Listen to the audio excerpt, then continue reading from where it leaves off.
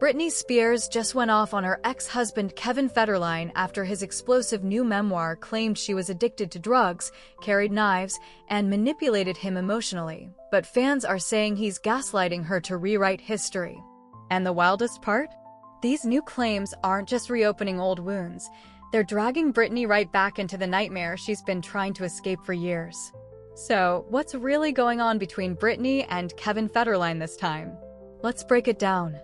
So, for anyone who doesn't remember, Britney and Kevin's love story started like a pop fairy tale and ended like a headline. Back in 2004, she fell head over heels for one of her backup dancers, Kevin Federline. Within just 3 months, they were married, cameras flashing, tabloids exploding. They had 2 sons, Sean and Jaden, but by 2007, the peak of Britney's public breakdown, everything collapsed. Kevin filed for custody, Britney shaved her head, and the media crowned him the concerned ex while turning her pain into a circus. That moment? It didn't just end their marriage, it marked the beginning of Britney's 13-year conservatorship, where almost every part of her life was controlled, including her voice. Fast forward to now, and Kevin Federline just cracked open a bombshell memoir that's basically dragging Britney through every dark chapter of her life. In the book, he claims Britney was addicted to drugs, carried knives around the house, and emotionally manipulated him for years. He even paints himself as the victim, saying he was afraid for his safety and that Britney's instability forced him to take control. But here's the thing, fans started digging and the math just wasn't matching.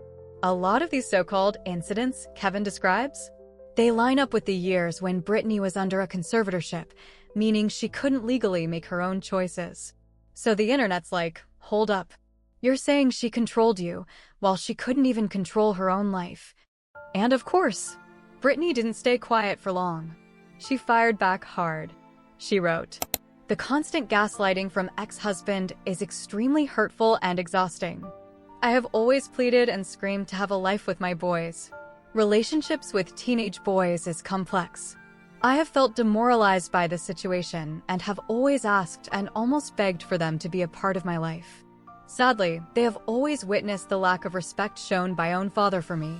They need to take responsibility for themselves. With one son only seeing me for 45 minutes in the past 5 years, and the other with only 4 visits in the past 5 years. I have pride too. From now on I will let them know when I am available. Trust me, those white lies in that book, they are going straight to the bank, and I am the only one who genuinely gets hurt here. I will always love them, and if you really know me, you won't pay attention to the tabloids of my mental health and drinking. I am actually a pretty intelligent woman who has been trying to live a sacred and private life the past 5 years. I speak on this because I have had enough, and any real woman would do the same." Immediately she dropped that post. The internet did what the internet does best. It exploded, and fans are really divided. One part was still against her. One fan wrote, "I don't envy your situation at all. I hope you find God and find peace with yourself before your sons. Dancing publicly in scant clothing is possibly a reason for the lack of respect. How you show yourself is what you teach others. Role models don't do that." Another wrote, "Your weird Instagram posts tell a different story.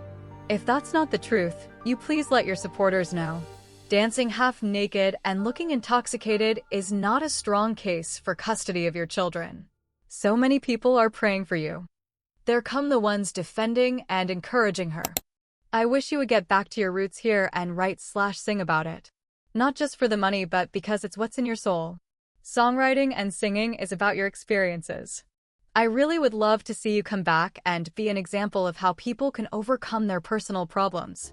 Just one more album about your life and experiences would do you good, but would help so many others. You need to get it out of your system and let the world hear it. You have the power."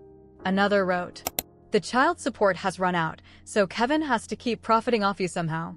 And that's so shameful." And here's where things get even messier, because this whole Kevin versus Britney saga, it's starting to look a lot like deja vu. A lot of the same stories Kevin's telling in this new memoir are word for word what the tabloids were printing back in 2007, the same headlines that painted Britney as crazy, unfit, and dangerous. And fans are putting 2 and 2 together, saying, wait a sec, Were those old stories coming from Kevin back then too? Think about it.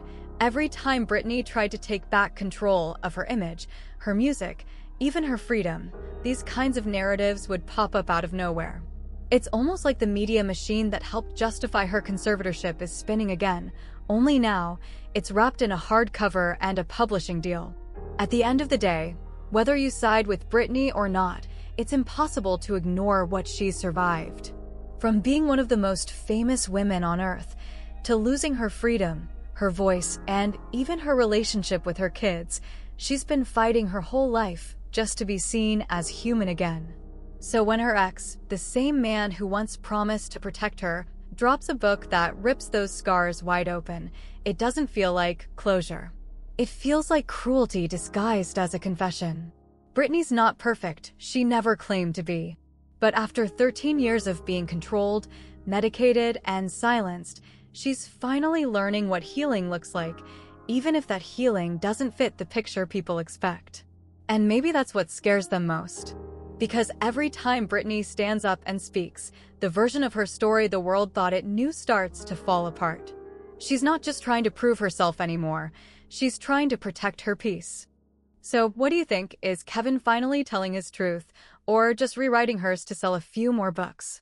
Either way, this isn't the comeback Britney needed, but maybe, just maybe, it's the one that finally shows who's been telling the truth all along. Drop your thoughts in the comments. Do you believe Kevin, or are you riding with Britney on this one? I'll be watching this story closely because something tells me it's far from over. Subscribe, because when the next chapter drops, we'll be right here to break it all down.